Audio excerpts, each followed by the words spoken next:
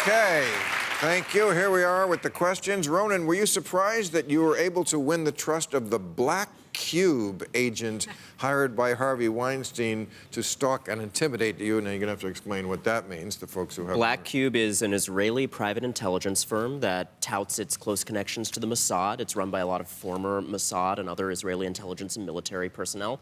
And they did have a subcontractor operation where there was a Russian spy and a Ukrainian spy kind of chasing me around for a lot of the plot of Catch and Kill. And look, one of the inspiring things about these events, despite all the darkness in them, is time and time again, there were whistleblowers who saw bad stuff happening and said, enough, I'm going to report it.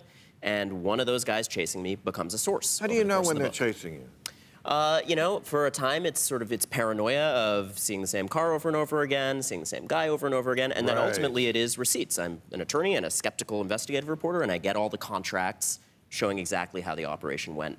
And one of these guys at the heart of it was one of the many sources who stood up and said, I care about the free press, I don't want to be tracking reporters. And one of the craziest things in it is you described getting all these text messages, like just dozens and dozens at a time. Like, that is not a method I would have thought to be spied on, but now it's made me paranoid. They use my phone to track me. There's a lot of different methods, but it ties into some very high-stakes issues globally, too, right? Because Jamal Khashoggi's friends had this kind of spyware on their phones.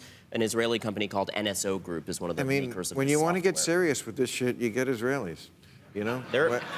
When I went to Europe to tour like 4 years ago, who protected me? Israelis. That's who we got. We got fucking Israelis. There's a lot of great private firms out of Israel that do good work on security. Right. No, I'm just saying. Firm I was able to unmask all their agents, so I don't know if that's a ringing endorsement. Okay. Dr. Gordon, how concerned are you about the new report that says 95% of baby food contains toxic metals? It does. I tell people to please make their own baby food. I don't trust the manufacturers of children's products, whether it's pharmaceuticals or baby food. And I worry a lot about the new vaccine laws, which have taken the decision about vaccines away from parents, initially gave it to me, and now there's going to be a government committee in California deciding whether or not you medically qualify for vaccine exemption. And those laws are going to spread across the United States unless we slow them down. But and the sheep not applauding. Okay, so Dennis, how can you justify saying truth is not a left-wing value when Donald Trump has lied over 13,000 times since taking office? He does lie. You would agree with that? He does. Okay. On a level that no one else has ever lied. No, that I would not say. You see, wait, first of all, what about like when he makes up a phone call? Like he said he talked to Mitch McConnell, Okay. and Mitch McConnell said, we never had a conversation. Okay. Has every president lied like that? So allow me to explain my comment. Okay. All right.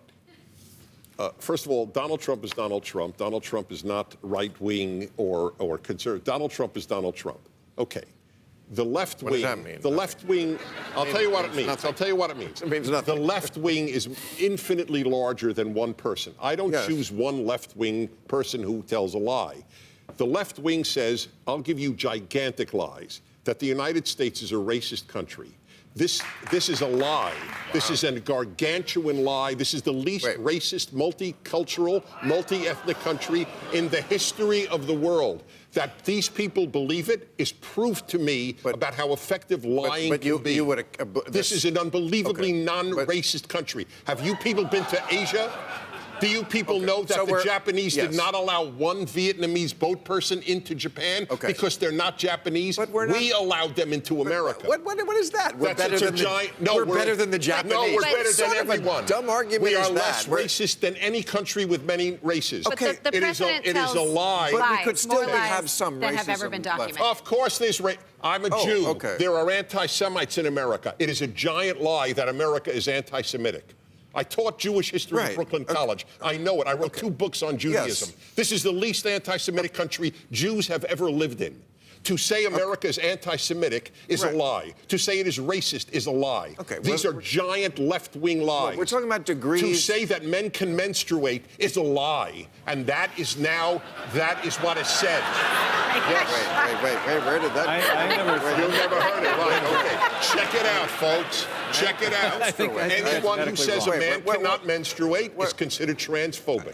I missed this whole story. You did? I did. I agree. Tell me where are you getting this? Just Google it. Can men menstruate? Who is saying this? You're talking about a very small percentage. Oh, really? Then how do you allow men, biological men, to run against women in the races in Connecticut and set all the high school records? Okay, but that's... They're called men. No, the Nation magazine said they're women. Okay, but I would agree with you on that. The way you framed it is nonsense. I framed it perfectly accurately. No, you didn't. What you're talking about is, yes, someone who is transgendered, was a man, now claims to be a woman, is a woman, okay, is beating the dog shit out of other women in the race because, of course, they have more muscle mass. And even Martina Navratilova came out and said, this is ridiculous. You might as well not have women's sport. This is a far cry from saying men can menstruate. I agree. But that's not where anyone went with that, but you. Not true. Okay. At the University of Berkeley men's room, tampons are given out. Check it out. UC Berkeley men's rooms have tampon dispensers. Would you say, that's Dennis, probably because men are pussy whipped and their girlfriend said, "Go get me a tampon." That's why. That's a much more logical. Okay. Okay. All right. Moving on to the next. Dennis, I remember you in the old show. You were a little more reasonable. What did I say that wasn't unreasonable? You said that we think that men menstruate and no one does. We never even. Have you heard about it? I'm a doctor. I missed that one, I confess. And this is one of the premier reporters. He knows everything. These people are very. He's a doctor. Okay. He's one of the great. I would make a friendly bet that the LGBTQ normative statement is men can menstruate. With North America generating most... I'm glad you think it's absurd. All right, let's talk about another kind of gusher. With North America... What's happening here? With North America generating most of the oil that's used in the United States, why is the U.S. still in the Middle East? Now, I read this week that we get 16% of our oil from the Middle East countries. That's not much. Only $30 billion do we spend on it. Most of it we get from us. Canada get half. Canada, we get like half. And they have 0 warlords. And Mexico. Why are we spending untold billions to protect this area that we're only spending $30 billion on oil for? It makes no sense. Well, it should be liberating for us. I mean, we started to get involved in the Middle East in 1945 when we wanted oil, when there was oil discovered in Saudi Arabia and Iran. We are now, as of the last 2 years, the world's largest energy producer, not just oil itself, but all kinds of other forms of energy. And it should liberate us from having to be there. What's ironic and silly about what Donald Trump has done is he's taken out 1,000 special operations forces in Syria. By the way, the same guys who got al-Baghdadi. We have 14,000 people in Kuwait. We have 13,000 people in Qatar. Let's bring some of them home. I agree. We should have a smaller footprint in the Middle East. And the person who tried to do that was Barack Obama. There's also reasons to be present strategically other than military presence. Yes. And we've talked about this before. Yes. We have strip-mined our diplomatic apparatus. And in a lot of these countries, we now have primarily a military posture that is completely needless. It costs us in multiple ways, and it's changed the face we put forward to the world. We need more diplomats in these places. Look, I think the fact that we had a small number of troops in Syria, but still American troops. All you need is a couple of thousand. And this is why, before Trump did his thing 3 weeks ago, we didn't lose Syria. Now, Iran has an overland route into Hezbollah. I thought you were a big Israel lover. You're okay with that? Your boy gave Syria to the Russians and the Iranians, and now Israel is going to have Iranian... You're right. I'm right about Just for the record, just for the record, I want everyone to know the Wall Street Journal and every single Republican and conservative columnist I have read, including people I've had on my show, disagreed with the president on Syria. So just know about the cult issue. I don't know who's in that cult because every Republican I have read opposed the president on that issue. Well, I would advise you to look at Lindsey Graham's comments on that, because at first he said what you're saying now, I don't agree, and then he was like, president thinks out of the box, this could work. Okay, maybe, all right. Yeah. So, and he's hope not the right, only one. but I mean, no. this Okay. idea that the president doesn't have enablers and lackeys. Right. Did you read the comment from his press secretary who said General Kelly quit because he couldn't take the genius that is Donald Trump? Did you see that?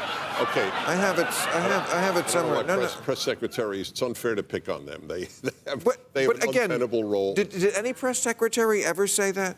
Anything like that? Okay, if that's what she said, it's a silly comment. She did. Okay. Keep talk amongst yourselves. I'm going to find this card. Okay, fine. Because we're just... All right, I'll say something. We are in the Middle East not just for oil. Wherever American troops are, liberty expands. Look at Korea, look at Germany, look at Japan. If they gave the Nobel Peace Prize to those who deserve it, the American military would get it every year. Here's the comment. She said, I worked with John Kelly, and he was totally unequipped to handle the genius of our great president. You're telling me that sounds like... that's what fucking Kim Jong-un's people sound like. You're okay with that? I'm not okay. It's silly. It's silly, but it's not Kim Jong-un. It's not? No, And we it's never not had Kim press Jong-un. secretaries. Unequipped to handle the genius of our Okay, great yeah. president? I mean...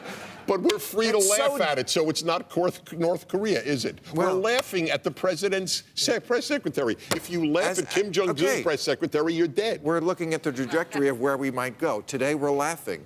Tomorrow, who knows? Thank you, everybody.